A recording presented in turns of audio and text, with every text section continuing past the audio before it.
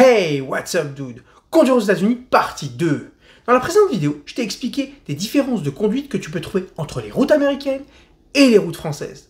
Je t'ai même expliqué que dans certains cas, tu pouvais finir en prison et je t'ai évité ça. Si tu as loupé ça, pas de souci, tu peux continuer à regarder cette vidéo, elles sont indépendantes. Même si je t'incite à faire pause et à cliquer sur ce lien pour voir la première partie. Si tu as déjà conduit à l'étranger, tu as dû remarquer des différences qui existent sur les routes, les lois, les pratiques des automobilistes. Si tu viens en vacances pour faire un road trip, très bonne idée, t'installer, voire même être curieux, je vais t'expliquer dans cette vidéo 5 autres différences qui existent entre les manières de conduire entre la France et les États-Unis. Reste bien jusqu'à la fin, je vais t'expliquer comment il est possible de griller les feux rouges en toute détente, et légalement évidemment. Installe-toi bien, buckle up and let's ride. Je m'appelle Omar, je viens à New York depuis plusieurs années. Si tu es ici pour la première fois, bienvenue sur ma chaîne qui traite des différences culturelles entre la France et les États-Unis. Je suis là pour te décrire le mode de vie ici, les dingueries que l'on peut y vivre, et aussi t'aider à voyager. Différence numéro 6, les autoroutes sont pas chères. Je t'ai expliqué dans la précédente vidéo que les routes américaines, et new-yorkaises en particulier, étaient défoncées. Les autoroutes c'est pareil. Non, j'abuse un peu, mais c'est pas terrible quand même. Autant en France, l'autoroute est chère, ça y a pas à dire. Par contre, elle est de qualité supérieure. Tu as l'impression de rouler sur un tapis. Elle est calme, avec une chaussée de très bonne qualité, des bornes d'appel d'urgence tous les X kilomètres, des aires de repos, des stations essence, bref, la civilisation. Autant aux États-Unis, c'est parfois le Far West, avec des routes de qualité moyenne, des bornes d'appel d'urgence que tu trouves tous les 50 km, des aires de repos qui sont assez rares, et des stations essence que tu trouves de façon éparse sur l'autoroute, qui parfois, en plus, tu dois accéder par la voie de gauche, spécificité que vraiment je n'avais vue nulle part ailleurs. La plupart du temps, tu dois quitter l'autoroute, trouver la ville voisine, trouver une station essence, mettre ton essence, reprendre la route. Bref, c'est vraiment pas pratique. Par contre, quand je te dis que c'est pas cher, c'est vraiment pas cher. Autant un trajet genre Paris-Marseille qui te fait 7-8 heures, c'est 62 € de péage en France. C'est dur quand même. Le même trajet environ pour New York pour aller dans le Maine. Le Maine, c'est cet état au nord-est des États-Unis, juste au sud du Canada. Donc faire un New York pour aller jusqu'au parc national de Acadia National Park, c'est à peu près 7-8 heures et ça coûte les bornes d'appel d'urgence qui sont aussi rares que les stations péage au final. Petite précision, aux États-Unis, il y a 424 parcs nationaux. J'en ai clairement pas fait assez. La voie lactée de tes propres yeux. Et ça, sans aucun appareil. Définitivement à faire. Différence numéro 7, tu peux doubler par la gauche comme par la droite en toute détente. C'est typiquement le genre de règle qui est super déroutant à deux égards. Déjà, c'est le genre de règle qui n'est pas la même d'un État à l'autre. Comme je te le dis très souvent et dans la précédente vidéo aussi, les États-Unis sont un État fédéral. Qui dit État fédéral dit loi fédérale et donc loi différente d'un État à l'autre. Il y a des États où cette loi, tout le monde le fait.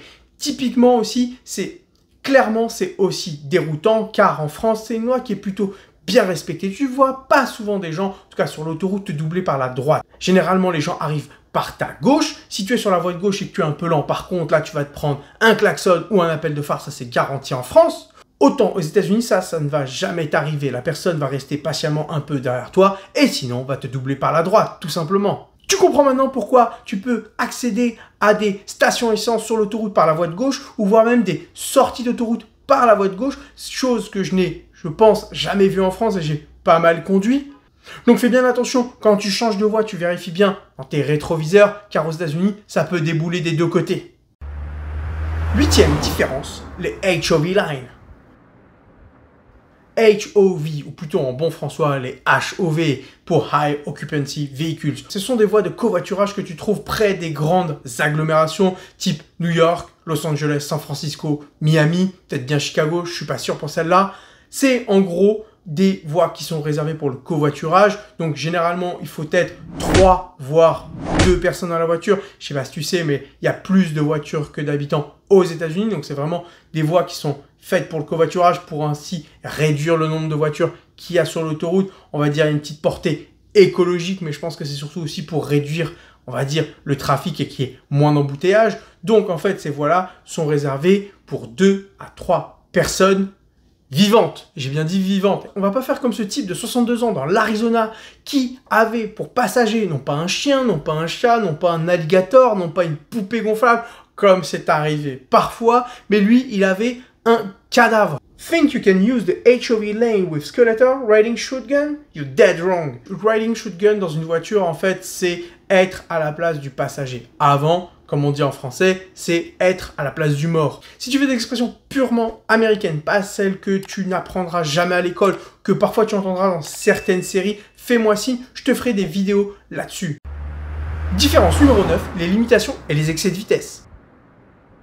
Je t'ai expliqué que les autoroutes américaines étaient déjà dans un état pas terrible, mais en plus, elles sont plus lentes qu'en France. En France, la limitation est à 130 km/h.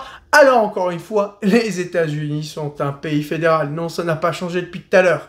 Et donc, qui dit État fédéral, dit loi différente. Bon, bref, tu connais la chanson. Mais là, qu'est-ce que je veux te dire? C'est qu'aussi, les limitations de vitesse sont différentes d'un État à l'autre. Alors, tu as une plage de limitation de vitesse qui est assez grande d'un État à l'autre, qui au plus bas est à 65 miles par heure, soit 107 km/h, alors que ça peut monter jusqu'à 85 miles par heure dans certains autres États, soit 137 km/h. Imagine en France, par exemple, dans le Nord, la limitation serait limitée, je sais pas moi, à 100 km/h, pendant que les gens dans le Sud auraient une limitation de vitesse à 140 km/h. Ça serait complètement impensable.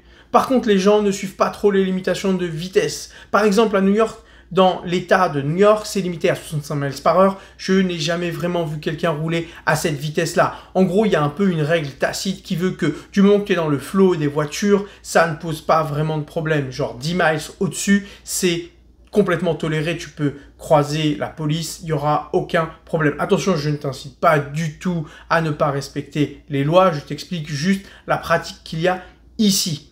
Par contre, aussi, il y a très peu de radars automatiques. La dernière fois que je suis revenu en France et que j'ai conduit, j'ai complètement pété un câble. Il y en avait partout. En ville un peu, mais sur autoroute, pour l'instant, j'en ai croisé zéro. Attention, je te dis pas qu'il n'y a pas de contrôle, il y en a. On voit toujours les state troopers qui arrêtent des gens. C'est pas comme vraiment en France où ils partent en mission pour traquer justement des dépassements de vitesse. Évidemment, si tu te fais arrêter et que tu es en excès de vitesse, tu peux prendre une amende, mais les amendes d'un état à l'autre sont complètement différentes.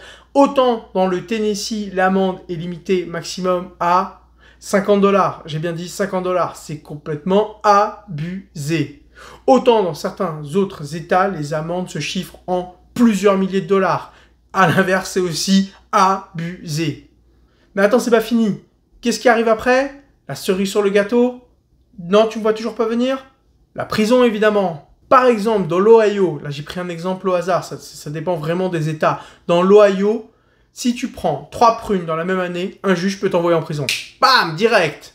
Donc fais bien attention, surtout si tu loues une voiture, une petite américaine survitaminée, tu dis que tu es en vacances, c'est cool. Les policiers, eux, sont pas en vacances, donc fais bien attention. Si tu apprécies les conseils et la vidéo, n'hésite pas à t'abonner à la chaîne. La plupart des gens qui regardent la chaîne ne sont pas abonnés. Bastonner le pouce bleu, ça fait toujours plaisir. Activer la cloche pour ne pas louper la prochaine vidéo, surtout que je poste de manière complètement erratique. Tu peux aussi t'abonner à mon compte Instagram, où je poste du contenu différent et complémentaire. Différence numéro 10, je grille les feux rouges légalement. Déjà, avant de t'expliquer comment on peut griller les feux rouges, il faut comprendre comment t'arrêter au feu rouge. À un carrefour aux États-Unis, et là je te parle pas du supermarché, un carrefour aux États-Unis, tu t'arrêtes avant le passage piéton comme en France, mais le passage piéton en France est situé au niveau du feu rouge. Aux États-Unis, le feu rouge est situé après le carrefour. Donc si tu t'arrêtes devant le feu rouge, en fait tu vas t'arrêter en plein milieu de la circulation et tu vas causer du grabuge. Donc ne fais pas ça. Ok, maintenant tu sais comment t'arrêter, que tu n'as pas causé d'accident. Je vais t'expliquer comment j'ai découvert cette règle sur le tas. Je sais pas si tu te souviens, dans la première vidéo de la chaîne, je t'ai expliqué comment j'ai passé mon permis de conduire ici. Bon, en 10 minutes, j'avais plié le code. Tu te doutes bien que je n'avais pas lu toutes les règles, mais comme il fallait faire juste 14/20, je me suis débrouillé pour le faire. Et je n'avais pas lu cette règle. Donc je suis dans ma voiture, tranquille, au feu rouge, et là... Nani? Quoi? Move! Move your ass! Mais qu'est-ce que tu veux? Qu'est-ce que tu veux, frère? C'est rouge. Pourquoi tu t'excites? Move your dumb ass, move! From the city, that guy, for sure. C'est rouge! Mais je vais pas griller le rouge, je vais pas aller en prison pour te faire plaisir. Ils mettent les gens en prison pour un excès de vitesse ici. Move! Non. Move! I told you to move your ass. Je vais pas aller en prison. Mec, il y a les gangs de Renois, les gangs de Latinos, les gangs de white suprémacistes. Il n'y a pas de gang de Frenchie. Non, je vais pas aller en prison pour te faire plaisir, c'est mort. Malade, toi. Donc le feu passe au vert, on part, et donc là je comprends pas vraiment ce qui se passe, je roule, et genre 10-15 minutes plus tard, je dois encore tourner à droite, sauf que là j'arrive pas le premier dans la file, j'arrive le troisième, et je vois les mecs mettre leur clignotant, s'arrêtent, regardent, et passent. Et je comprends pas, le premier fait ça, le deuxième fait ça, moi j'arrive, je le fais pas, je comprends pas, et en fait en rentrant chez moi, je google la chose, et en fait tu as le droit de tourner au feu rouge à droite. J'aime bien cette règle, elle est vraiment pas mal. Déjà, il faut comprendre aussi qu'elle est plus facilement applicable aux États-Unis qu'en France, j'ai envie de te dire, car ici, les voies font 2, 3, voire même 4 voies, donc c'est vraiment plus facile de tourner à droite, tu vas moins gêner la circulation, même si les gens arrivent avec un feu vert de leur côté. Il faut toujours vérifier dans l'état, voire même c'est à faire le fou, sinon tu as complètement le droit. Petite règle de bonus, il est interdit de mettre son essence soi-même. Alors, dans 2 États américains qui sont l'Oregon et le New Jersey, il est interdit de se servir à la pompe essence soi-même. Tu dois attendre que le pompiste vienne et te serve. Dans ce cas-là, tu n'es pas obligé, mais il est de bon augure de lâcher un petit tips. Ah, les pourboires, sujet brûlant. Je t'ai fait une vidéo que tu peux retrouver ici dans les différences culturelles entre la France et les États-Unis. C'est le fruit de vieilles lois qui datent des années 50. En fait, c'était pour protéger un peu les pompistes et leurs marges. C'est aussi évoqué en cas de risque d'incendie. Alors, pourquoi dans ces 2 États et pas dans le reste des 48 autres États, je ne sais pas. Cette fois-ci, quand même pas juste une amende. Mais quand même, tu vas prendre une amende si tu mets ton essence toi-même. Donc, attends bien le pompiste, sois patient et suis les règles.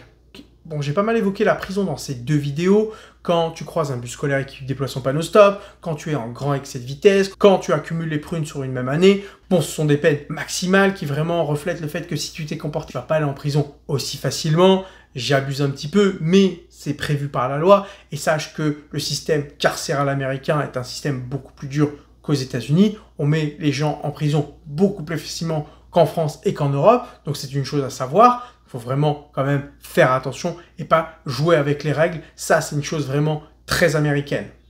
Bon, vraiment, si tu veux visiter les prisons américaines et que tu es en vacances à New York, par exemple, tu peux aller à Rikers Island, qui est l'île prison de New York, mais ne compte pas sur moi pour te faire la visite. J'aurais pu te parler encore d'autres spécificités que j'ai encore en stock, mais je vais m'arrêter au même genre. C'est tout pour moi. Thanks and see you.